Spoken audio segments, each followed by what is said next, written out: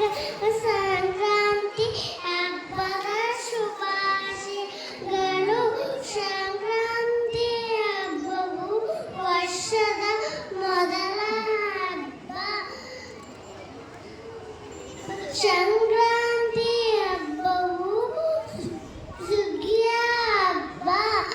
ಧಾನ್ಯ ರಾಶಿಗಳಿಗೆ ಪೂಜೆ ಎಂದು ಮಾಡಿ